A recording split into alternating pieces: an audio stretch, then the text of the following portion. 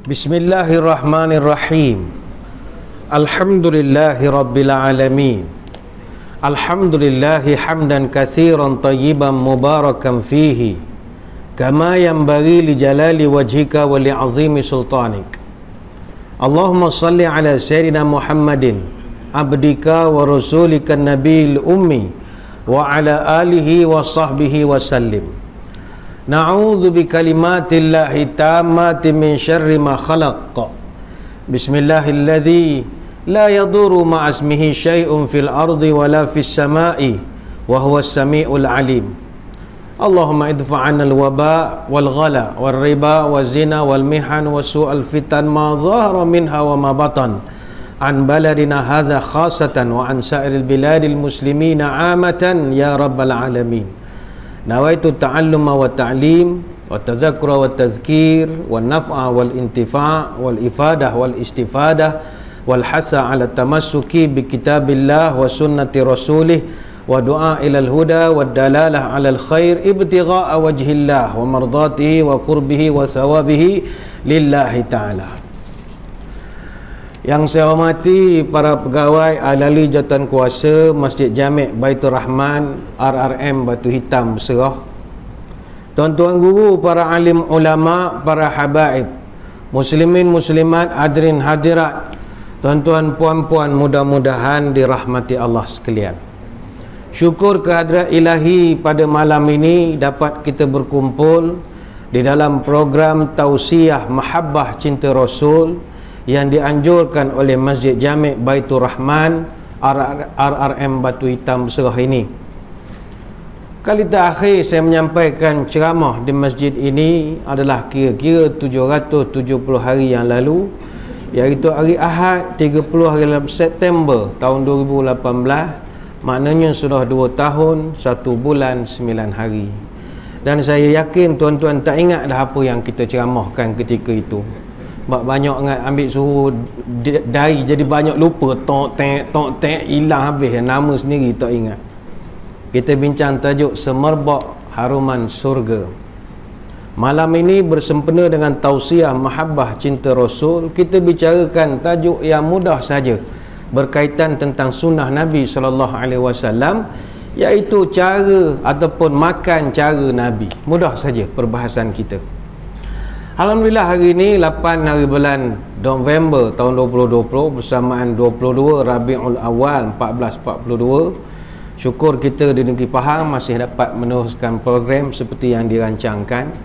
Namun kita menumpang berdukacitalah kepada rakan-rakan kita di beberapa negeri-negeri yang lain. Hari ini pun Kuantan agak jam jalan kita ini sebab orang Kemaman datang ke Kuantan ziarah mak ayah, bawa cucu, jumpa tok ki apa semua. Sebab mulai esok mereka akan bermula PKPB, akan tamat 6 Disember tahun 2020, maknanya 4 minggu tak boleh keluar. Suka-suka hatilah macam mana pergerakan kita sekarang ini. Syukur alhamdulillah. Hadirin hadirat yang dirahmati Allah, makan cara Nabi. Nabi ni dalam dunia bukan sikit, ramai. Tapi Nabi kita ni special dan istimewa sebab setiap perlakuan dia direkodkan oleh orang-orang yang cinta kepada dia. Adapun Nabi-Nabi yang lain itu payah nak mencari bagaimana cara dia tidur, dia makan, susah. Boleh nak cari tapi perlu penyelidikan yang mendalam. Daripada ratusan ribu Nabi, ada berapa ratusan ribu Nabi? Abu Zar Al-Ghifari pernah tanya Nabi, ya Rasulullah, kam wafa' indatul anbiya, berapa jumlah para Nabi ya Rasulullah? Nabi jawab, mi'atu alaf wa arba'a wa ishruna alfa. Jumlah para Nabi ada 124 ribu orang. Wa rusulu min zalika, dan para Nabi pula jumlahnya 315 jaman ghafira. Jumlah Rasul saja ada 315 orang. Jumlah mereka begitu ramai. Hadis riwayat Imam Ahmad.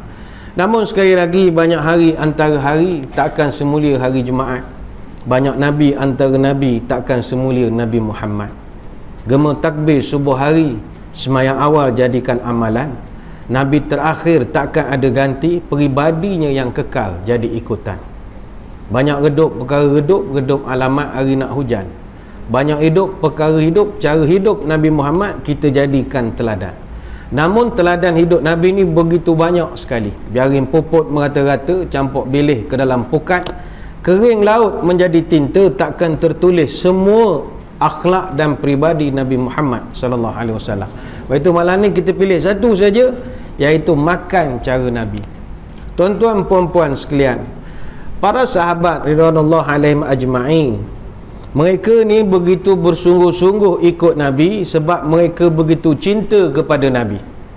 Baik itu kita umat sekarang, kalau nak kata kita ni sebagai umat yang cinta kepada Nabi, tak boleh tidak, kita mesti berusaha untuk ikut Nabi sekadar kemampuan kita. Ada orang dia nanya, ni selit-selit sajalah ya. Dia tanya, gua ada gamuk ustaz le ni, mayam pun jadi pelik ni, duduk gini, jarak-jarak supaya tanam pokok getah dah kita ni. Masuk tontek-tontek, jadi tak berapa khusyuk semayam. Ginilah, dalam kaedah fiqh kita rujuk surah Al-Baqarah ayat 173. Ayat itu cerita tentang makanan-makanan yang haram dimakan. Innama harrama alaikumul maitata waddama wal lahmal khinzir wa ma uhilla bihi li ghairillah. Sesungguhnya Allah mengharamkan kamu makan bangkai, makan darah, makan daging babi, dan makan daging yang disembelih tanpa menyebut nama Allah. Tapi di bawah ayat itu apa Allah Ta'ala sebutkan? Famanitturra ghaira baghin wala adin fala ithma alaih. Tapi kalau sesiapa yang terpaksa atau dipaksa, tidak ada dosa ke atasnya. Innallaha ghafurur rahim. Allah Maha Pengampun, Allah Maha Penyayang. Kita sekarang ni dipaksa ataupun tidak? Dipaksa lah. Tuan-tuan tak ikut 1000 terah.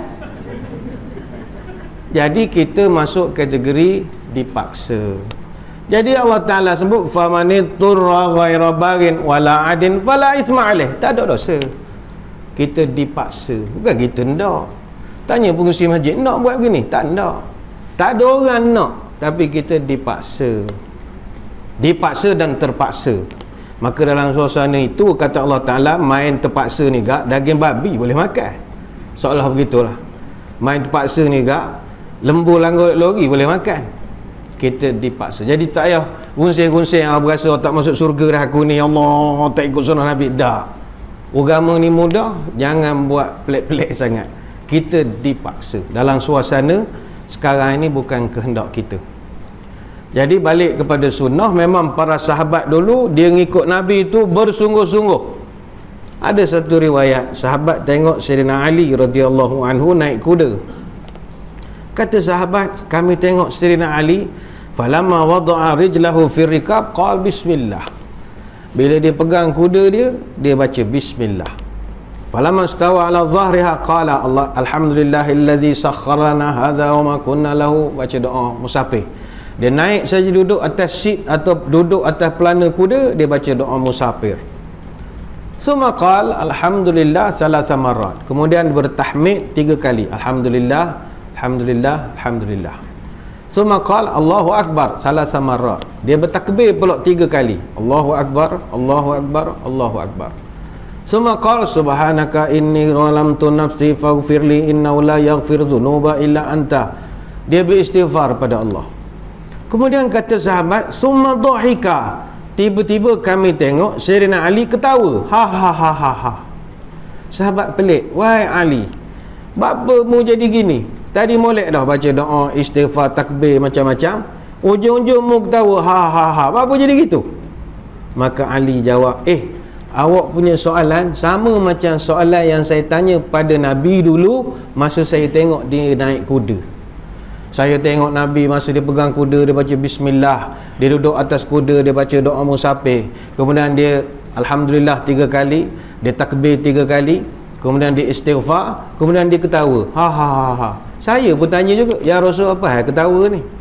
Kata Nabi, aku ketawa sebab aku diberitahu Allah akan ampunkan dosa orang yang baca apa yang aku bacakan tadi. Hadis riwayat Abu Daud. Apa pelajaran cerita ini? Sahabat Nabi, dia ikut Nabi foto stick 100%. Patutnya hak bak ketawa, tak payah tiru lah. ketawa tu Nabi je. Tak, dia punya nak ikut Nabi, hak ketawa tu pun dia ikut. Patut tak perlu dah. Jadi tuan-tuan balik pada masjid ni nanti dah dapat satu sunnah, boleh buat lah. Mana pegang motor, bismillahirrahmanirrahim. Duduk atas seat motor, alhamdulillahillazi sakharana hadza, baca doa musafir. Lepas tu start motor, bam bam bam bam bam bam. Syukurlah, alhamdulillah boleh start 3 kali. Alhamdulillah sejuk-sejuk boleh kau start ni. Alhamdulillah. Masuk gear, takbir dulu, Allahu akbar, Allahu akbar, Allahu akbar. Bila press minyak, baca istighfar, astagfirullahalazim, astagfirullahalazim. Lepas tu ketawa sikit, ha. Nanti orang pun pelik, apa mu balik ceramah jadi pelik begini. Kata, awak punya soalan sama macam Sayyidina Ali tanya, ceramahlah pula pada dia. Inilah keistimewaan Nabi kita, dia memberi contoh dalam setiap aspek kehidupan. Itu untungnya kita ini. Nabi dia bawa kepada kita hidayat dan juga taufik. Hidayat apa maknanya? Dia tunjuk jalan. Taufik ni dia hantar sampai ke destinasi. Dia macam beza taufik dengan hidayah ni. Hidayah ni orang tunjuk jalan saja. Contoh saya daripada rumah nak mari ke masjid di Batu Hitam Serah ini, RRM Batu Hitam. Tanya pengusi macam mana nak pergi masjid ni, contohlah kalau orang tak tahu jalan. Ustaz mari ikut jalan ni, mula tempuh ni, lepas pada kedai ni, lepas pada share ni, sempang pertama tikang kiri. Cetai orang sini, tikang kiri, tikang kiri. Jalan lebih kurang berapa minit nampak lelak tu masjid lah tu. Takut orang tukar kedai tom yam pun lelak juga. Lelak tu masjid lah. Jadi yang ini kita panggil dia beri hidayat, petunjuk saja. Orang yang taufik lain. Mana ustaz telefon, Haji saya nak pergi masjid ke mana ni, tak apa, ustaz tunggu di rumah, saya ambil terus bawa ke sini. Itu dia taufik. Nabi kita dia bukan sekadar tunjuk, dia bawa kita. Sebab itu Nabi ni dia tunjuk sampai destinasi, sampai peringkat Nabi ajar cara kita nak berumah tangga, cara buang air pun dia ajar. Sebab itulah pernah satu orang Yahudi, dia pernah sindir kepada Salman Al-Farisi radhiyallahu anhu, qad 'allamakum nabiyyukum kullu syai'in hatta al-khira'ah. Betul ke saya dengar Nabi awak ni tak ada kerja sungguhlah, semua benda dia ajar, hatta cara nak buang air pun dia ajar. Benda tu tak payah ajarlah, common sense. Benda tu tak payah ada kitab pun orang reti nak buang air. Orang petikai kepada Salman Al-Farisi. Kata Salman, ajal laqad nahana an nastaqbil qiblata li gha'id aw baulin aw an nastanja bil yamin aw la an nastanja bi aqal min salasati ahjari aw nastanji bi raji aw bi azamin. Panjang pula jawapan dia. Kata dia, lah Nabi kami bukan sekadar ajar buang air, dia ajar tu detail, nak ngadap kiblat ketika buang air macam mana. Baginda larang kami istinja guna tangan kanan tu tangan kiri. Kalau nak istinja gunakan batu, berapa butir batu. Istinja nak guna tulah.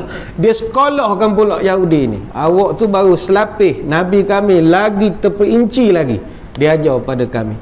Ini kerja Nabi SAW. Dia mempermudahkan hidup kita, termasuklah dalam bab makan dan minum. Sebab itu makan dan minum ini mesti kita tengok macam mana cara Nabi makan dan minum supaya kita boleh dapat pahala ikut dia. Ingatlah tuan-tuan sekalian, siapa yang tak ikut Nabi, dia takkan masuk surga walaupun dia cinta Nabi luar biasa. Tengok gaya penampilan, memang cinta sangatlah Nabinya.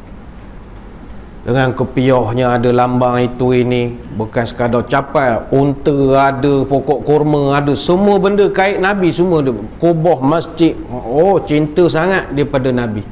Pakai celok serban apa semua, tapi dia tak ikut Nabi. Misalnya menolak perkahwinan misalnya, ataupun dia tak ikut Nabi dalam bab-bab yang Nabi buat dan Nabi tak buat.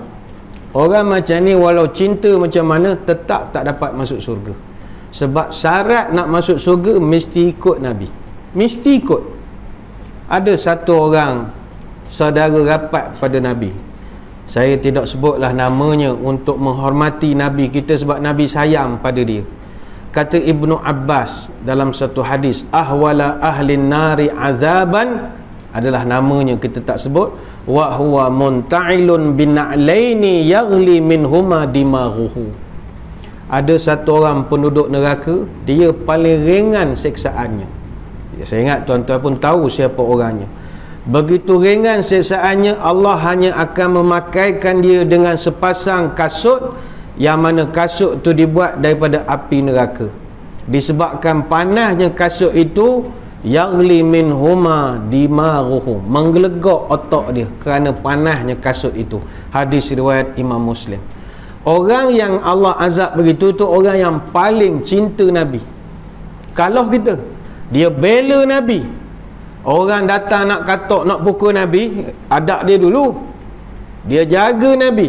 Tapi kerana dia tak sudi ikut Nabi, tetap Nabi tak boleh tolong. Sebab itu kita kena ikut. Malam ni kita cerita bab makan sajalah ya. Nanti ustaz-ustaz lain ceritalah yang bab-bab yang lain. Tuan-tuan sekalian, soal makan ini bukan soal yang kecil. Makan ni benda besar. Apakah dosa pertama manusia kepada Allah Ta'ala? Dosa pertama manusia kepada Allah. Dosa pertama manusia bukan bunuh orang. Habil dan Qabil tu dah turun di dunia. Dosa pertama manusia adalah makan. Alam anhakuma antilkuma syajarati wa aqul lakuma inna syaitana lakuma aduwwum mubin. Bukankah aku, kata Allah, larang kamu berdua dari dekat dengan pokok itu, dan aku pesan pada kamu, syaitan itu musuh kamu yang nyata. Surah Al-A'raf ayat 22. Apakah cerita dia? Cerita dia tok nenek kita Adam dan Hawa. Dia usik satu pokok buah-buahan yang mana Allah Ta'ala larang kita makan buah itu. Tidak disebutkan namanya, tapi dalam banyak huraian para ulama, termasuk dalam tafsir-tafsir Israiliyat, ada menceritakan tentang kisah ini. Kalau baca tafsir Israiliyat lagi sedap. Ni tafsir Israiliyat ni huraian yang diberikan oleh orang-orang Bani Israel. Di zaman Nabi dah ada, sebab cerita Adam Hawa ni dah lama, jadi dia orang pun pernah dengar. Kita dengan tafsir Israiliyat ni dengar, percaya boleh, tak percaya pun boleh. Dia tafsir Israiliyat ni, dia cerita Nabi Adam masa Allah Ta'ala larang tu, Nabi Adam okeylah tak makan. Datang syaitan. Syaitan ni dia cekak dia. Bayangkanlah ya, dia boleh masuk surga. Surga tu ada pengawal. Macam mana dia lepas masuk? Lepas tu ada orang dia nak halau setan dari rumah, dia beli ikan puyuh duduk depan rumah. Agak-agak setan takut ikan puyuh. Yang jaga surga bukan Bangladesh, malaikat. Toh apa di temerang lepas masuk. Ini ke setan. Tipu daya dia memang terror betul. Lepas dia toh mendekat, dia pakai, boleh masuk lah yang penting. Lepas masuk dia jumpa Adam. Adam, ini pokok nama khuldi. Mu tahu tak khuldi tu apa makna? Kekal. Dalam bahasa Inggeris panggil immortal. Kekal selama-lamanya. Apa Tuhan tak beri mu makan? Sebab Tuhan tak ambuh mu duduk sini lama-lama. Aku dapat tahu mu ni nak kena hantar posting lain. Nak kena transfer mu ni. Nabi Adam tanya, mu tahu mana? Aku kan dulu chief pada malaikat, anak buah aku belaka semua. Sikit sebanyak aku tahulah maklumat sikit sebanyak. Awak tu nak kena hantar jauh. Jadi kalau awak makan, automatik awak kekal duduk sini. Tuhan tak nak begitu. Nabi Adam kata, kau hantar je pada Allah, hantarlah ke mana pun. SYMP, saya menurut perintah, tak ada masalah. Setan dia tak putus asa, dia goda pula Siti Hawa. Panggil ini contoh je lah, sebab tafsir Israiliyat kan. Awak baik makan ni, awak kalau duduk tempat lain belum tentu dapat nikmat banyak. Dia cerita-cerita. Jadi Siti Hawa termakan sikit pujukan. Lantas Siti Hawa dia katakan dia yang goda Nabi Adam. Dan memang itulah kelemahan orang laki-laki. Barangkali godaan setan kita boleh tepih lagi. Tapi kalau godaan perempuan itu belum tentu. Itu piyah pun simpan dalam poket. Kalau dah main bebek kita, mana bebek orang biar simpan piyah. Kalah kita. Jadinya Siti Hawa goda, bang makanlah sebutir je, bukanlah banyak, betul Tuhan marah. je. Kata Nabi Adam pun makanlah seputih. Makan sebiji buah khuldi, lekat dia tekak. Hak tu jadi kenang-kenangan sampai sekarang ni, halkum ni. Untuk menjadi ingatan pada anak cucu, mu bila makan kena ingat tok nenek mulu kena buang pada surga pasal makan. Ini dikatakan begitulah halkum ni. Siti Hawa pun makan jugalah. Tak cukup satu, dia makan dua. Lekat juga, tak tahu di mana. Balikkan boleh buat saya makan Habis ni jangan percaya pula. Ini tafsir Israiliyat. Boleh percaya, boleh tak percaya. Tidak ada huraian yang terperinci tentang ayat ini. Yang penting, kesalahan pertama tok nenek kita adalah makan. Yang kedua, makan ni kita mustahak kena jaga sebab makan ni punca penyakit. Dan ini bukan Kementerian Kesihatan yang beritahu, Nabi SAW. Nabi beritahu makan ni punca masalah. Ada seorang pemerintah Mesir nama Maukukis, atas dasar persahabatan dia kirim satu pasukan perubatan pergi ke Madinah untuk nak buat pemeriksaan kesihatan percumalah kepada orang-orang Madinah atas dasar persahabatan. Jadi pasukan perubatan ni pergilah dengan PPE dia agaknya zaman itulah buat swab test lah itu macam-macam agaknya lah. Tapi dia dapati orang Madinah sihat-sihat semua. Tak ramai yang ada penyakit-penyakit yang kronik, yang teruk apa semua. Memang tak ada. Simptom tak ada. Simptom tak ada. Sihat semua. Buat check up apa semua. Jadi selepas hampir sebulan agaknya, dia pun menghadap Nabi sebelum balik ke Mesir. Dia orang tanya, minta maaf tanya, kami dapati orang-orang sini ni sihat. Apa rahsia ni yang menjadikan sihat? Jawapan Nabi mudah. Nahnu qaumun la na'kul illa an ju'in. Wa idza akalna la numli'u nafsana minat ta'ami. Kami adalah satu kaum yang tidak makan kecuali bila lapar saja. Dan kami pula bila makan la numli'u nafsana minat ta'am. Kami tak akan penuhkan perut kami ni dengan makanan. Itu je amalan kami orang Islam. Itu dalam falsafah Arab ada menyebut al-ma'idatu baitud da' wal himyatu ra'sud dawa wa a'ti kulla badanin ma'awattuhu. Perut adalah tempat segala penyakit. Berpantang adalah raja segala ubat. Berikan kepada badanmu makanan yang dia biasa sahaja. Sebab itu makan bukan perkara kecil, punca penyakit. Ada satu kajian daripada Kementerian Kesihatan.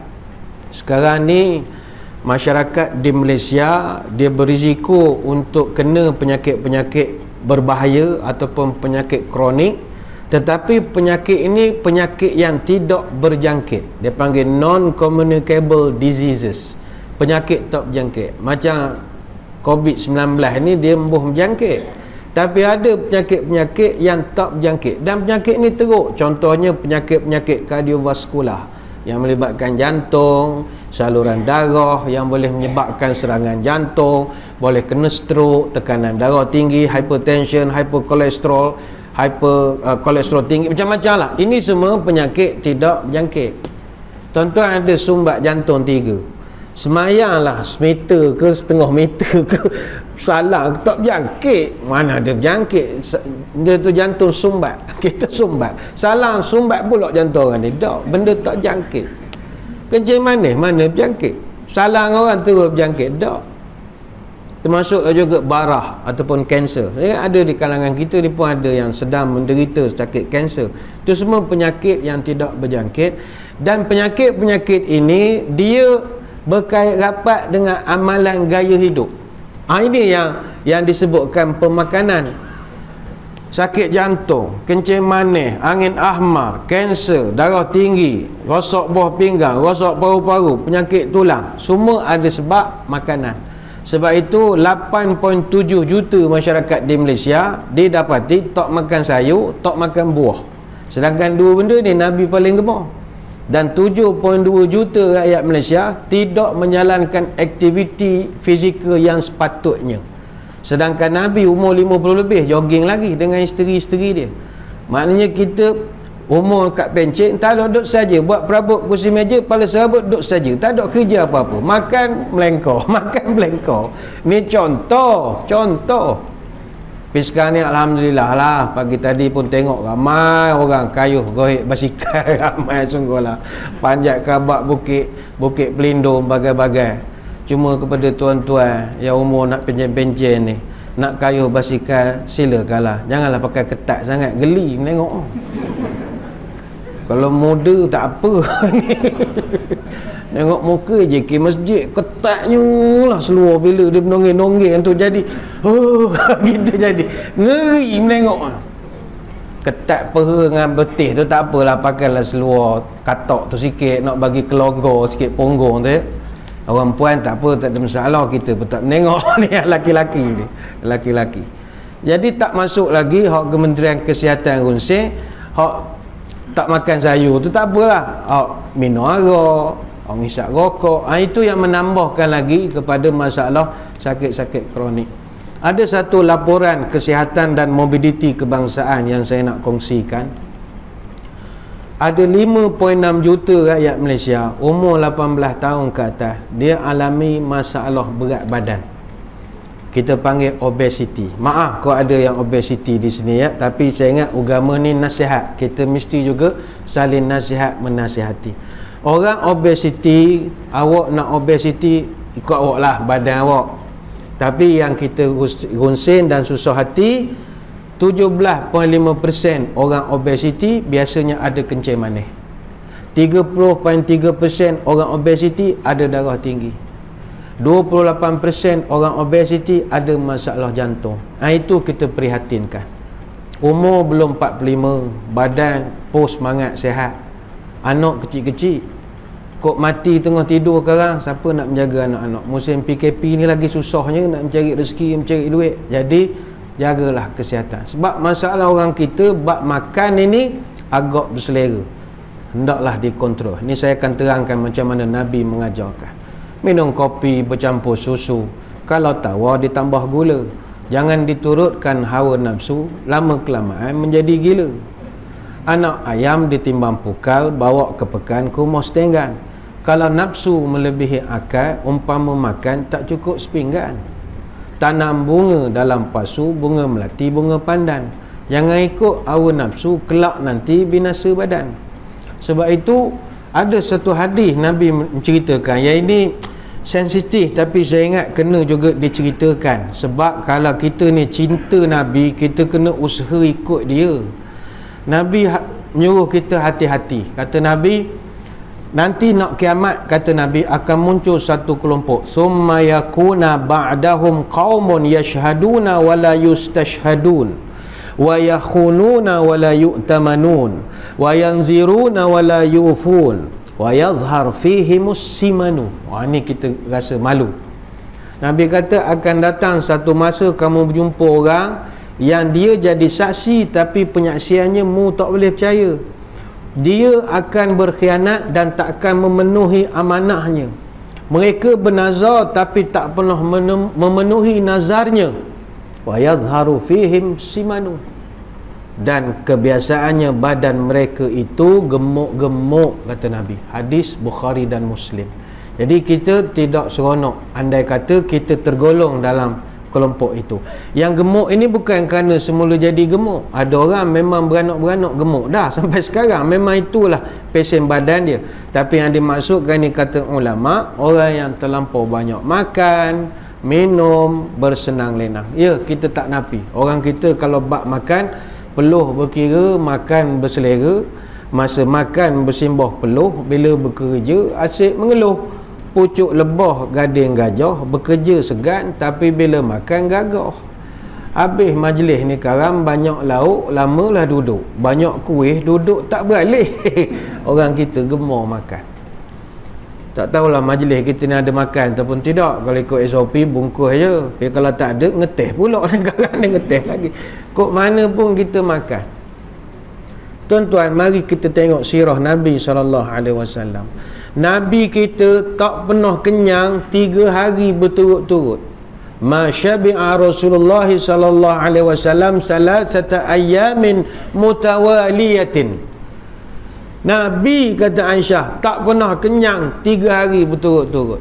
Mana hari ni hari Ahad, dia makan kenyang, esok dia kenyang, Selasa dia lapar. Ataupun hari ni dia kenyang, esok Senin dia puasa, Selasa dia makan balik.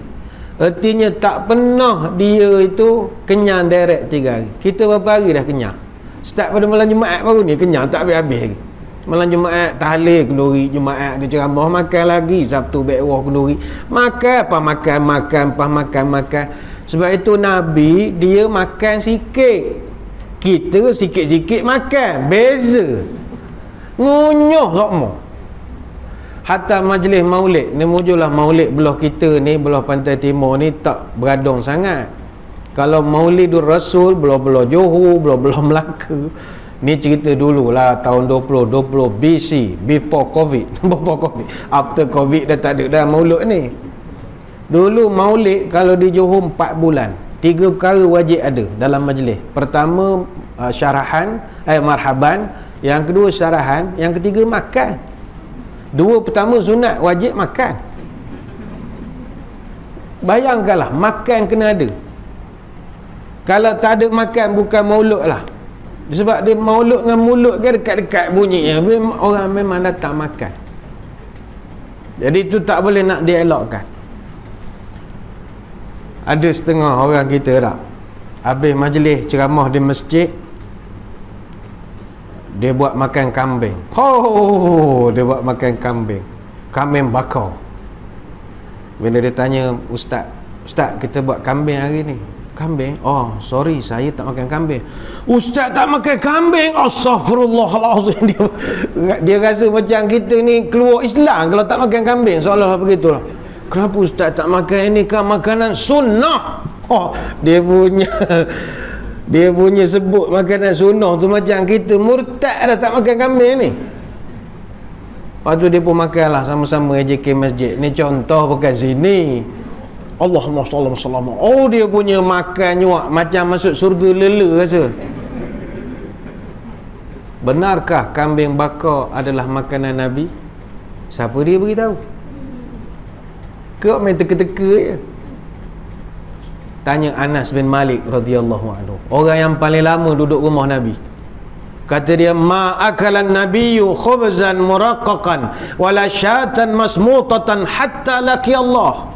Sepanjang saya jaga Nabi, tak pernah sekali pun dia makan roti empuk macam roti gardenia lembek-lembek gitu tu, tak pernah. Dia makan roti keras, kong keras. Wala syatan masmutatan, dan tak pernah saya tengok Nabi makan kambing yang dipanggang sampailah dia meninggal. Saya tak pernah tengok. Dia pun tak tahu siapa yang khabar Nabi suka makan kambing bakar. Hadis riwayat Imam Bukhari. Habis Ustaz tak boleh makan kambing bakar. Bukan nak khabar tak boleh makan, kalau ikut tak boleh roti canai tak boleh makan. Nabi tak makan. Dah, makan je lah, tapi muka janganlah perasan masuk surga lela sangat gayu. Gitu. Lepas tu bila orang khabar tak makan kambing, macam orang tu berdosa sangat tak makan. Relax lah brother. Awak ngaji tak habis, benda kambing makan lah, tak ada masalah. Nabi ayah Nabi makan. Tak, Nabi makan kambing. Mungkin orang kaitkan Nabi dengan kambing ni sebab dia gembala kambing. Gembala kambing dengan kambing bakar beza, benda sama. Tu saya tak kenal dengan orang berniaga. Ni contoh, kambing bakar dia buat marketing kaitkan ni makanan sunnah. Jangan begitu, tak boleh begitu. Kalau kait makanan ada makanan sunnah, maknanya ada makanan bid'ah. Bid'ah ni masuk neraka. Takkan Nabi tak makan asam pedas, kita makan tu masuk neraka? Tak baloi. Tak baloi. Jangan, ini marketing. Tak perlulah nak sebut makanan barakah mungkin. Sebab kenapa kambing barakah, berkat? Sebab kambing adalah haiwan surga. Dalam surga haiwan semua tak ada, yang ada kambing saja. Jadi atas dasar itu Nabi makan kambing, tapi bukanlah yang di barbecue kan, kali ya. Nabi makan yang berkuah ke, gulai ke, wallahu alam. Ini tidaklah ada perincian daripada ulama. Yang mustahaknya hadirin-hadirat sekalian, jagalah makan. Nabi kita hak sihat ni, dia seorang yang jaga makan. Macam tadi saya sebut, Nabi makan sikit, kita sikit-sikit makan. Nabi dia ni jaga makan. Kita asal jaga makan, saya jaga makan, payahlah begitu. Ni mujur kedai pukul 12 suruh tutup. Kalau tak mencekik kerja sampai pukul 2 pagi. Nabi makanan dia semua jadi ubat. Kita ubat jadi makanan sekarang ni. Segenggang telah ubat pagi-pagi. Berbongga tekak gog. Teruklah. Jagalah makan. Macam kita ni, kita cerita kalori. Saya ni bukan orang perubatan, tapi bila cerita bab pemakanan, kita terpaksa juga bercerita tentang risiko dalam pemakanan. Kita makan karipak sebutir. Karipak sebiji, tuan-tuan, ada berapa kalori? 130. Kita makan nasi lemak. Habis ceramah cari nasi lemak. Nasi lemak yang komplit. Nasi lemak komplit 644 kalori. Sebab telur goreng sebiji saja dah 110 kalori. Kita makan roti canai kosong, tak ada kuah, 200 kalori. Kita makan roti telur sekeping dengan kuah kacang, kuah dal, 414 kalori. Teh tarik, kita minum teh tarik 83 kalori. Maknanya kalau minum 4 cawan sehari, sama macam makan nasi 1,5 mangkuk energi dia. Kita laki-laki dewasa hanya perlukan 2,250 kalori satu hari. Wanita dewasa 1,800 kalori satu hari. Ini hak telah didesainkan. Boleh tak nak makan? Boleh, tapi mesti bakar balik. Contoh, kita makan karipak 130 kalori. Untuk nak bakar 100 kalori, bukan 130. Nak bakar 100 kalori, tuan-tuan kena buat 3 pilihan. Sama ada kayuh basikal, jogging ataupun brisk walking. Brisk walking ni orang pencen sesuai. Brisk walking ni 100 langkah seminit jalan kaki. Kalau 100 langkah 15 minit, itu terhegeh-hegeh namanya. Dia 100 langkah seminit. Ni baru exercise. Brisk walking, jogging, naik basikal. Berapa minit untuk nak bakar 100 kalori? Kalau makan 100 kalori, jalan kaki kena buat setengah jam. Mana daripada Batu Hitam sampai kompleks Teruntung, kekurang lagi. Tunah Manja lah, Simpang Serah sampai sana. Punyalah jauh jalan kaki. Jogging 15 minit sampai Komeng. Ataupun kayuh basikal 10 minit sampai Share, contohlah. Itu baru karipak sebutir. Bayang 5 butir karipak, sata 5, otok-otok 6. Nasi dagang sepiring. Berapa jauh tuan-tuan nak kena exercise? Sampai Kuala Lumpur. Jogging sampai Kuala Lumpur. Dah tak boleh makan ke Ustaz? Boleh, kontrol. Oh, itu yang Nabi ajar. Kami satu bangsa makan bila lapar, berasa kenyang, stop. Kita tak. Puak-puak, alhamdulillah, sumbat lagi. Patut tu mana ruang dah tak ada. Oh, sudahlah. Bobol lah weh. Mana ruang perut tu tolok. Cukup lah. Tak, alhamdulillah syukur. Tambah lagi. Alhamdulillah, tambah lagi. Yang dijagalah makan. Atas dasar Nabi suruh kita ni jaga kesihatan. Jaga kesihatan.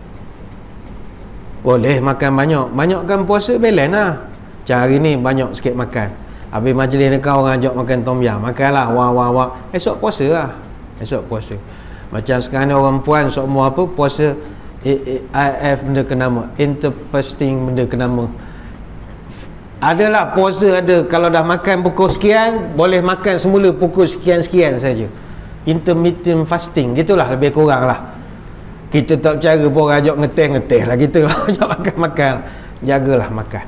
Yang ketiga, kenapa hal makanan ni sangat mustahak pada pandangan agama kita? Sebab kita kalau salah pilih makanan, doa kita ditolak. Itu yang paling kita ngeri sekali. Hidup ni kalau doa dah Allah tak terima, tak ada makna lah. Yang kita berjaya dalam hidup ni sebab Allah Ta'ala pelihara kita. Lepas semayang tadi kita doa untuk imam, doa minta jauh dari penyakit-penyakit. Tapi sebab kita makan tak jaga, reject semua. Dalilnya Nabi pernah cerita dalam hadis yang panjang.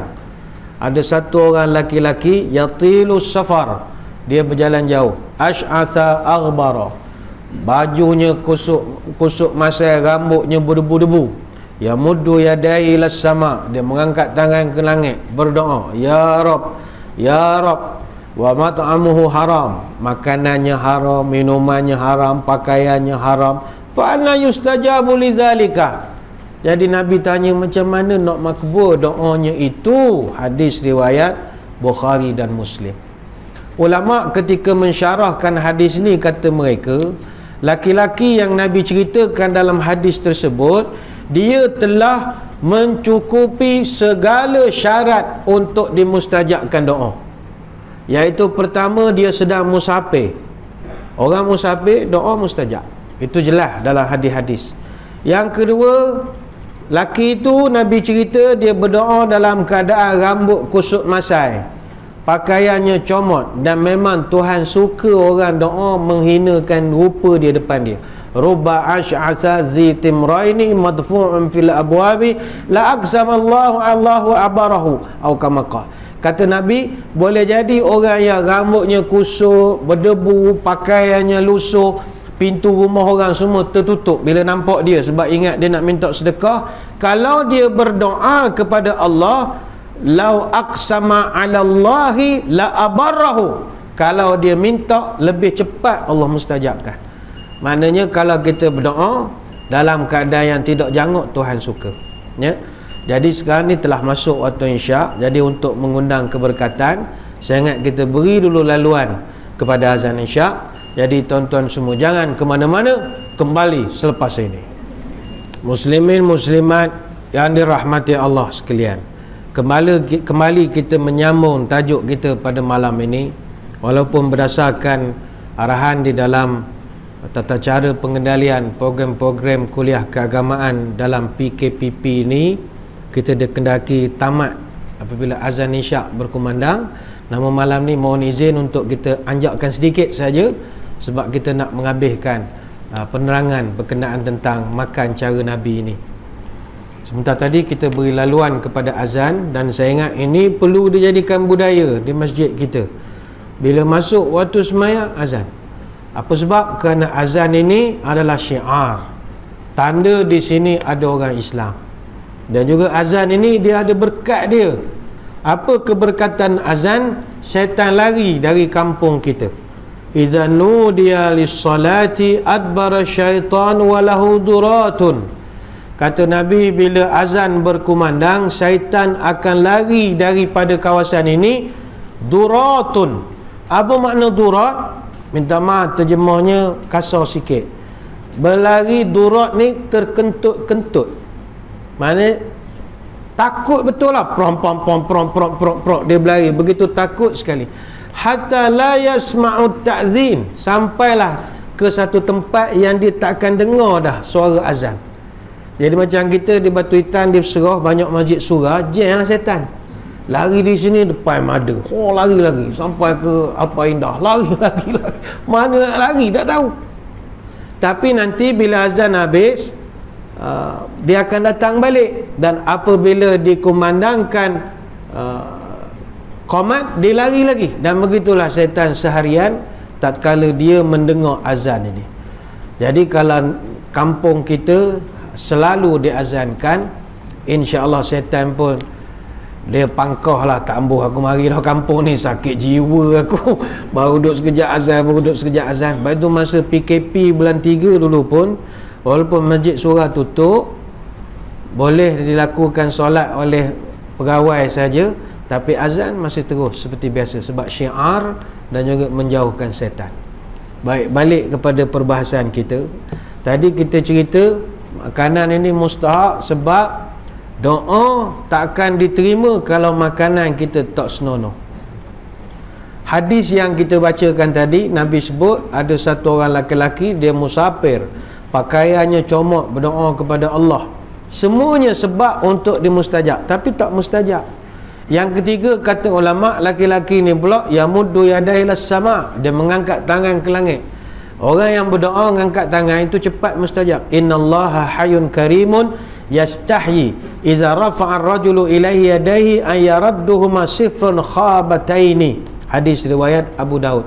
Allah Ta'ala sangat malu kalau hambanya angkat tangan minta tapi dia tak bagi orang ni apa-apa pun. Allah Ta'ala malu. Jadi ni hadis Abu Daud. Jadi bila doa angkat tangan cepat mustajab. Tapi laki-laki tadi walaupun angkat, Tuhan tak mustajab juga. Dan yang laki-laki tadi kata ulama dia ada al-ilhah. Ilhah ni dia berharap sangat kepada Allah dengan mengulang-ulang sebut nama Allah. Ya Rab, Ya Rab. Jadi petua untuk kita nak cepat mustajab doa, sebut nama Allah banyak kali. Ya Rahman, Ya Rahim, Ya Allah, Ya Malik, Ya Qudus. Baca Asmaul Husna lagi bagus.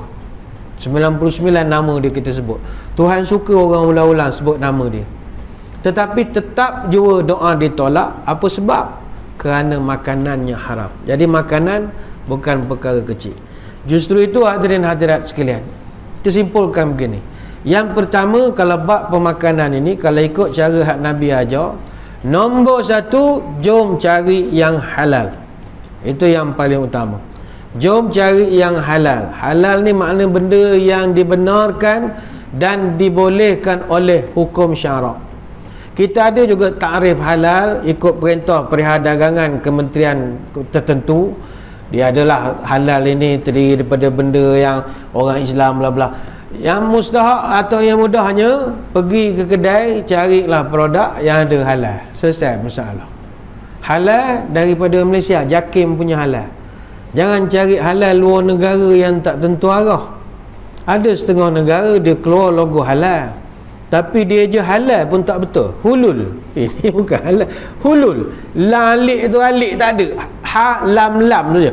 Hulul. Hulul benda apa hulul? Halal lain. Kemudian halal juga dalam arti kata ulama fiqh ialah benda hak bersih. Halalan thayyibah, benda tu bersih. Dia Islam ni agama realistik. Kita tak macam bangsa lain. Ada setengah bangsa ni semua benda tak makan. Itu tak makan, ni tak makan. Dia makan sayur je. Ayam tak makan, ikan tak makan. Dia kata zalim. Tak boleh. Kita hormatlah prinsip mereka. Ada setengah bangsa pula semua benda dia makan. Segala yang berkaki empat dia makan, kecuali meja dia tak makan. Segala hak terbang dia makan, kecuali kapal terbang je dia tak kekal. Ada kedai-kedai tepi pantai ni banyak jenis jual benda pelik-pelik semua benda. Kita betul jadi tak faham benda makanan mereka ini. Tapi kita orang Islam tak adalah begitu. Makan kokse pun tidak, tak boleh pun tidak. Kita yang sederhana. Sebab itu dalam Quran surah Al-Ma'idah ayat 87 Allah Ta'ala beri jalan mudah saja. Ya ayyuhalladzina amanu la tuharrimu tayyibati ma ahallallahu lakum wa la ta'tadu innallaha la yuhibbul mu'tadin. Wahai orang beriman, jangan engkau mengada-ngada nak haramkan apa yang aku halalkan. Wala ta'tadu, jangan melampau, jangan mengada-ngada, kata Allah Ta'ala. Innallaha la yuhibbul mu'tadin. Aku benci dengan orang melampau-lampau. Apa punca turun ayat ini? Bab makan.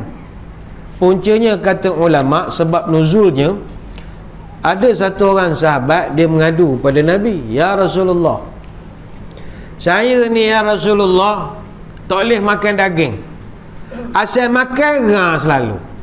Asal makan jadi nak marah selalu. Dia dipanggil makanan afrodisiak.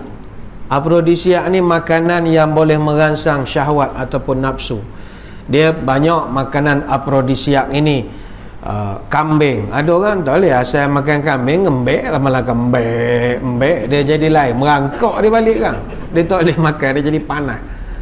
Ada orang dia tak boleh makan pisang, makan pisang menjadi ke dia mudah merangsang. Ada orang makan strawberry, makanan romantik ni, strawberry, makan coklat, asparagus, avocado. Kalau kita di Malaysia pun makan ni sup torpedo, apa ni, giabok, macam-macam lah benda-benda begitu. Asal makan jadi nak marah, asal makan jadi nak marah. Kalau di Singapura pun bone steak, dia panggil bone steak ni sup tulang merah. Habis makan ketuk kong pakai straw pula. Bila lepas makan tu jadi jadi lain, nak marah korang je kerjanya. Jadi yang sahabat ni mengadu kepada Nabi, ada orang dia tak perlu pun benda tu, makan gula-gula pun jadi ke dia, jenis keturunan Molek. Jadi bila sahabat ni kata, ya Rasulullah, saya serabut sungguh lah, bila nak semayang, nak ibadat, kena makan daging, goreng kunyit pun jadi saya jadi cancel pergi masjid, duduk rumah. Jadi saya ingat saya nak haramkan makan daging, ya Rasulullah, boleh tak saya haramkan diri saya makan daging? Bila dia cakap begitu tu ayat Quran, kau jangan ngada-ngada, benda tu halal, kenapa kau nak haramkan? Yang masalah kau seorang, orang lain okey je, tak payah kau nak kemping-kemping. Kau masalah kau nak kait dengan kau, buat apa? Orang lain makan, tak ada masalah. Jadi jangan mengharamkan benda yang Allah Ta'ala halalkan, itu tak boleh. Jadi makanlah daging, makan ayam, makan kambing, makanlah, tak ada masalah, tapi bersederhana. Ada juga riwayat yang lain, kata ulama, ayat ini turun sebab sahabat-sahabat masa itu ambil keputusan tak nak balik rumah duduk dengan isteri, tak nak makan daging, tinggalkan dunia, tak pergi kerja, tak buka kedai, duduk masjid saja ibadat, gentai tasbih. Menurut riwayat As-Suddi dan juga Imam Mujahid, sahabat yang terlibat itu bukannya sahabat biasa, sahabat senior. Abu Bakar, Umar, Ali, Ibn Mas'ud, Miqdad bin Aswad, Ibnu Umar, Salim Maula kepada Abi Huzaifah, dan Uthman bin Ma'zun radhiyallahu anhum ajma'in. Tak nak pergi buat apa-apa, duduk masjid. Tuhan marah, mau jangan over sangat. Ibadat juga, dengan isteri mau kena layan. Ada satu orang sahabat tu nama Uthman bin Ma'zun. Dia ni dalam sejarah, dia orang pertama berhenti minum arak. Dia orang pertama berhenti minum arak. Sahabat lain 4 kali turun arahan baru berhenti. Dia turun ayat pertama dah berhenti dah. Dia ni sangat taat kepada perintah. Jadi dia semangat nak ibadat, berbulan-bulan tak balik rumah, duduk masjid, tak tidur dengan isteri. Isterinya nama Haulah.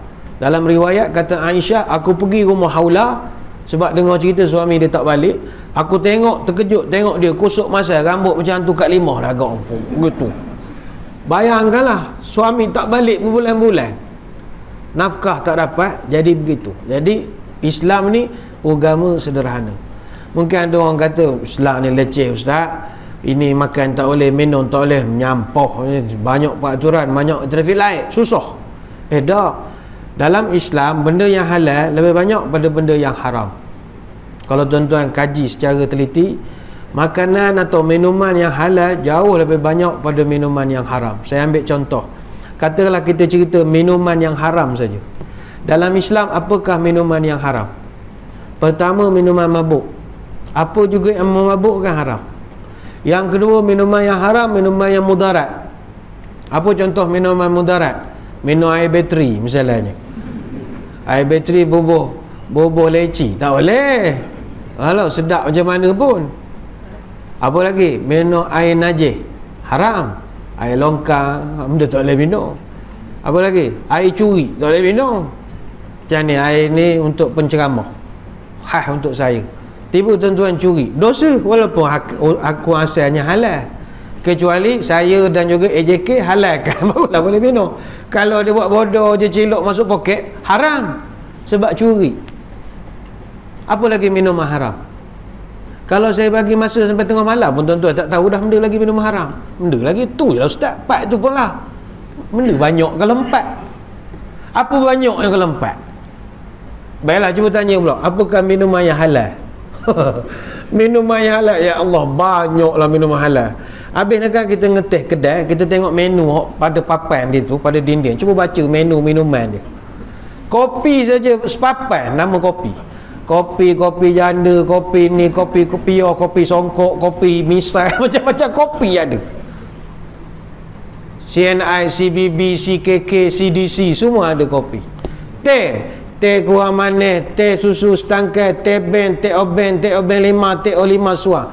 Teh saja kat 5-6. Nescafe, Nescafe, macam-macam. Air buah, penuh buah. Ni musim-musim boba pula. Boba itu, boba ini, boba macam-macam pesen. Bapa yang halal ada banyak, yang haram seperti itu awak kejar siang malamnya. Hak halal berlambak lagi. Lepas tu kalau orang kata Islam ni agama susah, ngarut. Islam paling mudah sekali. Jadi ni yang pertama, carilah yang halal. Yang kedua, kita simpulkan, Kalau nak makan cara Nabi, jom kita makan secara sederhana. Makan secara sederhana. Bukan tak boleh makan, makan secara sederhana. Nabi ajar makan ni ada 3 saja cara makan. Pertama, makan ni sekadar keperluan. Sekadar keperluan ni iaitu hanya untuk nak tegakkan tulang rusuk saja. Nak bagi kita boleh sihat sikit jalan tu. Cerah mata orang panggil, cerah mata, dah kena air segelas tu roti sekeping, cerah mata. Itu tujuannya. Yang kedua, ada makan untuk mencukupkan. Kata Imam Syafi'i, perut kita ni 1/3 adalah makanan, 1/3 adalah minuman, dan 1/3 adalah udara. Bila tak balance, itu angin banyak. Alhamdulillah, sumbat lagi. Padahal penuh kotak dah tu. Sampai ke sini. Waktu bulan puasa kalau makan cendol, dia makan cendol macam makan nasi. Habis sok sampai sini. Time semayang maghrib, sujud, keluar balik cendol. Keluar. Punyalah overdoh, teruk makan. Jadi itu yang ketiga, makan berlebihan. Itu yang rosakkan kita. Syekh Abu Bakar Jabil Al-Jazairi dalam kitab Minhajul Muslim, dia membahagikan cara Nabi makan pada 3. Cara Nabi, adab Nabi sebelum makan, adab Nabi ketika makan, adab Nabi lepas makan. Jadi 3 perkara ni kita sama-sama ikut. Sebelum makan, apa Nabi buat. Semasa makan, apa Nabi buat. Lepas makan, apa Nabi buat. Yang penting, pertama, mesti mau cari yang halal. Walaupun kita susah macam mana, hidup janganlah menipu. Cari rezeki menipu apa semua, jangan. Susah kita, ada lagi orang lebih susah daripada kita. Carilah yang halal. Yang kedua, Nabi punya perangai, kata ulama, dia tidak pernah cela makanan. Tak pernah. Ma'aba Rasulullah sallallahu alaihi wasallam ta'aman qattu in ishtahahu akalahu wa in kariyahu tarakahu. Hadis Bukhari Muslim. Nabi tak pernah cela makanan. Kalau dia suka dia makan, dia tak suka dia tak usik. Itu saja. Kan ada orang setengah-setengah. Awak nak jaga kesihatan, awak punya pasal lah. Janganlah kutuk makanan. Kadang kita hidang dia durian. Durian ambil pada segamat tu. Bapak jauh, kereta baru beli, bau durian lah. Kita hantar ke rumah dia, terima kasih pun tak. Kita hidang, makan dia. Tak boleh, kolesterol. Kolesterol. Janganlah cela makanan. Mu tak nak, janganlah kutuk. Dia makanan ni rezeki. Rezeki ni makhluk. Makhluk jangan kutuk. Kita kutuk makhluk, dia dendam dengan kita esok. Makhluk, rezeki ni dari Allah. Tuan-tuan tak makan nasi, jangan kutuk nasi. Habis majlis makan nasi, tengok dia tak makan, makan lauk macam kucing. Ngapa haji tak makan nasi? Saya tak makan nasi ustaz, gemuk. Astaghfirullahalazim. Dia menghina nasi. Macam mana awak boleh kata nasi gemuk? Gajah sebiji nasi tak pernah makan pun gemuk. Mana datang gemuk gajah? Tak ada kena-mengena. Jangan hina. Tak makan nasi je. Saya tak makan ustaz, jaga kesihatan sikit, gula ada sikit tinggi lah. Doktor suruh kontrol. Tak ada masalah. Ini dikutuk. Kolesterol. Gemuk. Jangan begitu rezeki. Betul orang tua-tua dulu, ni betul lah kalau tuan-tuan nak amal. Orang tua-tua dulu makan kod seh, kod dah je. Tapi dia ada kira-kira. Dia bukan makan, dia ada amalan dia jugalah. Saya pernah jumpa orang tua begitu kat Temeluk, makan tak ada pantang, cendol makan, umur 80 lebih, sihat, tak pakai spek, semayam berdiri, sampai orang ingat dia beli hantu raya. Tapi dia memang sihat. Dia tanya, aki apa petua, janganlah kedekut anak cucu nak belajar. Dia bawa makan ni, time makan tu cakap sikit dengan makanan. Tuan-tuan kena bercakap dengan makanan. Amalan dia ambil makanan, dia baca bismillah, dia selawat dan dia warning makanan. Bismillahirrahmanirrahim. Allahumma salli ala Muhammad wa ala ali sayyidina Muhammad. Nasi aku makan kau jangan makan aku. Terang. Ngetes selalu lepas ni. Baru tadi insah tak nak ngetes. Lah ustaz ni suruh doa pula gitu. Tak, saya kan ceramah kan jadi tak makan, tak sedap juga. Makanlah tapi doa banyak pada Allah. Bismillah. Jangan kutuk makanan. Dan Nabi tak pernah kutuk makanan. Nabi jangankan makanan dia tak kutuk. Makanan tak sedap pun dia tak kutuk. Aisyah masak makanan sup masin, mana dia kutuk? Tak ada kata poh masih pun bagi makan kerbau. Tak ada. Kerbau kan makan garam. Masih tak. Dia kata merah lama tak suap-suap. Begitu je. Artinya tidak pernah. Yang kedua, sunat puji makanan. Makanan kena puji. Tak makan lain, puji dulu. Ni'mal udumul khal, ni'mal udumul khal. Hadis Muslim. Nabi kalau dia tengok ada cuka, dia suka sangat. Oh, makanan terbaik, cuka. Ini number one, cuka. Alhamdulillah sedap cuka. Tapi dia suka puji makanan. Dia makanan ni makhluk. Kita puji dia, dia lain sikit. Dia tak nyusah kita pula. Dia tak ada nak sakit perut kan, mudah-mudahan begitulah. Nasi comel, nasi Allah lawanya nasi. Oh, comelnya, jangan sakit perut. Bismillah. InsyaAllah, InsyaAllah. Puji makanan. Yang keempat, Nabi cuci tangan sebelum makan. Yang kelima, kata ulama, Nabi dia makan, dia tidak bersandar, tidak nyandar pada kursi. La akilu muttaki'an. Hadis Bukhari. Tidak makan dalam keadaan menyandar, mana duduk tegak gitu saja. Kemudian yang keenam, kata ulama, Nabi membaca basmalah sebelum makan. Dan Nabi beritahu kalau lupa baca bismillah, baca tengahnya. Bismillahi awwaluhu wa akhiruhu. Hadis Abu Daud dan juga Tirmizi. Bismillah mesti baca. Doa khilaf. Ada doa macam ni, ada doa macam tu, macam-macam pesen doa makan. Macam doa berbuka lah ada orang baca doa ni, ada baca, oh dia pun kata ini hadis lemah, ni kata hadis sahih macam. Lantaklah nak baca doa apa, yang penting bismillah itu sabit dengan dalil. Yang ketujuh, makan mesti makan tangan kanan. Samillaha wa kul biyaminika wa kul mimma yalika. Hadis Bukhari Muslim. Bacalah bismillah wa kul biyaminika, makanlah dengan tangan kananmu, kata Nabi. Orang sekarang ni masalah makan nasi tangan kanan, makan western tangan kiri. Ini masalah. Mengada-ngada sungguhlah. Baru balik masjid, pergi makan western atas bukit sebelah Petronas. Chicken chop satu, piah atas kepala. Nyuak gini, nyuak tangan kiri. Bawa balik dengar ceramah maulud. Ceramah nyuak tangan kiri. Tak betul. Tak betul. Suap mesti tangan kanan. Tak boleh ustaz, protokol. Siapa dia nak bagi markah hak makan kat Peserah ni? Nak khusus naik pangkat ke apa? Kat Intan. Ingat kat Intan kan ni? Kalau tengok khusus naik pangkat di Intan tu, yelah kita orang merhati nak bagi markah naik pangkat. Makan pakai game plekat yang lantok pakai tangan. Tak apa, kekoh je lah chicken chop tu. Protokol. Protokol apa? Makan buah pokok protokol. Gini lah.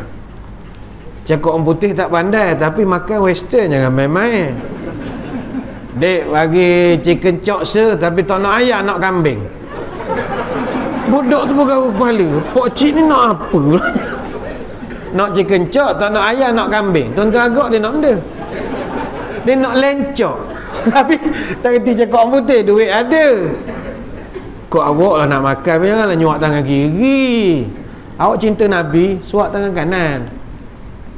Yang ke-8, kata ulama, Nabi sangat sederhana dan tidak berlebih-lebihan ketika makan. Ini hadis riwayat Imam Ahmad. Orang yang normal, kata pakar kesihatan, dia ambil makanan lebih kurang 1 kilo saja sehari.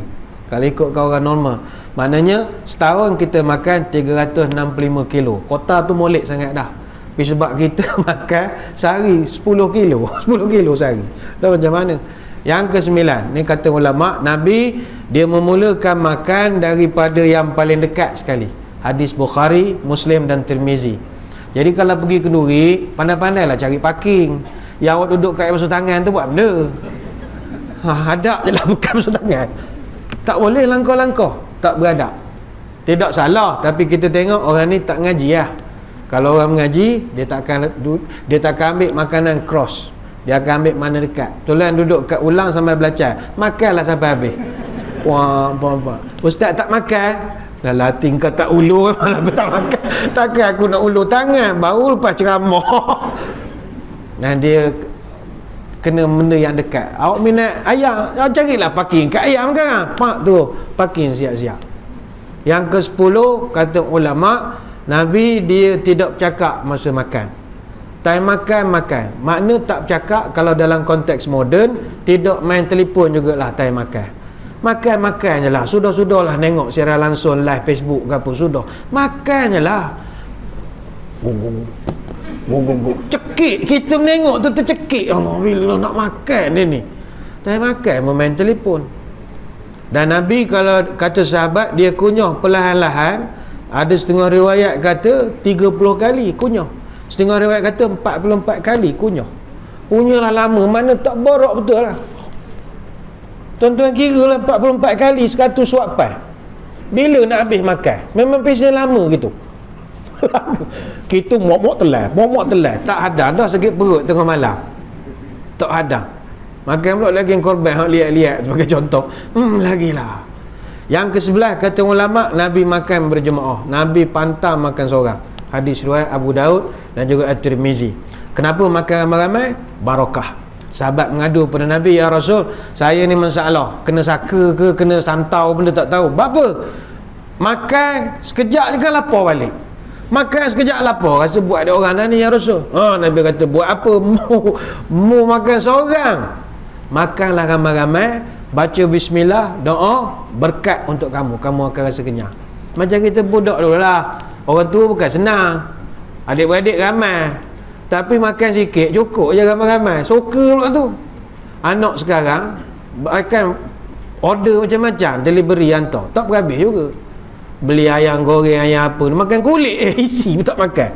Kita lu adik-beradik 8, ayam peha seketul jadi kita 8 beradik. Puak. Sebab dia ramai, dia ada barakah. Yang ke-12, kata ulama, Nabi tidak mengeluarkan suara yang keras ketika mengunyah. Macam lembu makan, tak pernah. Cok. Mak dia tak ajar. Biasa orang kalau makan gitu, kita kata mak dia tak ajar je. Itu puan-puan siap ya.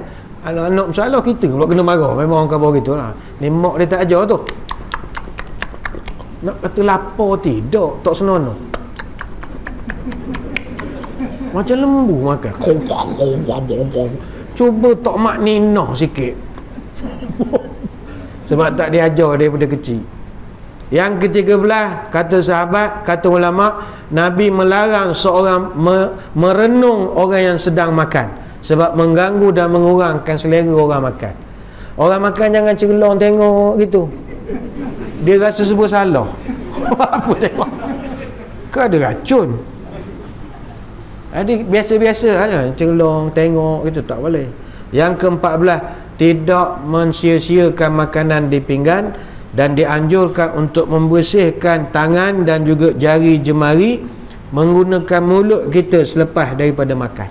Bahkan dalam riwayat sebut, kalau ada makanan yang jatuh, pungut, bersihkan dan makanlah makanan itu. Hadis riwayat 3 ulama, Abu Daud, Tirmizi dan Muslim. Memang orang akan tengok Allah ngotor je lah, habat je dia benda atas meja. Bukan kat restoran, rumah sendiri kotor apanya. Jatuh kutip, makan balik. Dia kalau ikut makan tu, jilat pakai tangan. Tapi yang ini kena hati-hati. Jangan sampai orang muntah tengok gelagat kita. Awak nak buatlah kat rumah awak, janganlah kat kedai banggil depan-depan orang. Dan juga Nabi, dia jilat tangan sebab dia bukan makan nasi kari serupa kita.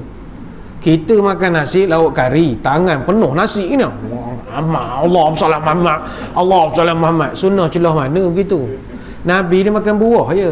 Jadi kalau makan buah, kalau jilat tangan pun orang tengok tak geli sangat. Bahkan Nabi awak jilat tangan ataupun suruh orang jilat tangan awak. Siapa sanggup jilat tangan penuh kari tu? Tapi kalau buah, orang tak geli sangat, nak tolong cium. Ambil berkat. Cium sikit tangan aku, ambil berkat. Gitu. Buah apa sangat. Tapi kalau penuh dengan asam pedas, orang geli. Tak boleh, tak sesuai. Kemudian yang ke-15, kata ulama, Nabi sering membaca hamdalah ataupun doa selepas daripada makan. Alhamdulillahillazi at'amani haza wa razaqani min ghairi haulin minni wala quwwatin. Panjanglah hadisnya, riwayat Imam Bukhari. Dan terakhir, Nabi mengamalkan mencuci tangan selepas makan. Dan itu ada dalil-dalilnya. Begitulah sedikit sebanyak tuan-tuan puan-puan sekalian, kita membicarakan tentang cara Nabi makan. Mudah-mudahan perbahasan kita memberi manfaat kepada kita bersama. Sekali lagi saya mengucapkan ribuan terima kasih atas perhatian. Mohon maaf sebarang kekurangan. Moga-moga kita bertemu pada lain-lain kesempatan. Sebelum kita berpisah, mari kita menadah tangan berdoa. Moga Allah memberkati majlis kita, menjauhkan dari sebarang wabak penyakit daripada majlis ini, dan juga memelihara negara dan negeri kita daripada musibah yang sedang berleluasa sekarang ini. A'udzubillahi minasyaitonirrajim. Bismillahirrahmanirrahim. Allahumma salli ala Sayyidina Muhammad wa ala ali Sayyidina Muhammad.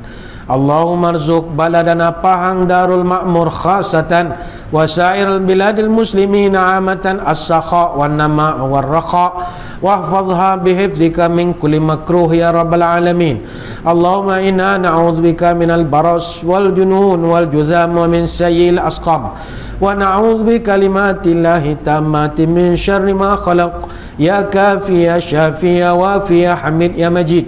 Idfa' anna kulla ta'bi syadid wakfina minal haddi wal hadid wal maradi syadid wakshif anna minal bala'i ma la yakshifuhu ghairuka. Allahumma inna nastaghfiruka innaka kunta ghaffara tahassanna bizil izzati wa atasamna bi rabbil malakut wa tawakkalna ala hayyil ladzi la yamut. Allahumma asrif an wilayah Pahang Darul Ma'mur wa Malaysia wa sairil biladil muslimin hadzal waba wa qina syarrid da wa najjina min jami'in anwa'il bala bi lutfika ya latif innaka ala kulli syai'in qadir. Subhanakallahumma wa bihamdika nashhadu an la ilaha illa anta nastaghfiruka wa natubu ilaik. Wa sallallahu ala sayyidina Muhammadin wa ala alihi wa sahbihi wa baraka wa sallam walhamdulillahi rabbil alamin. Wabillahi taufiq wal hidayah. Assalamualaikum warahmatullahi wabarakatuh. Wallahu a'lam.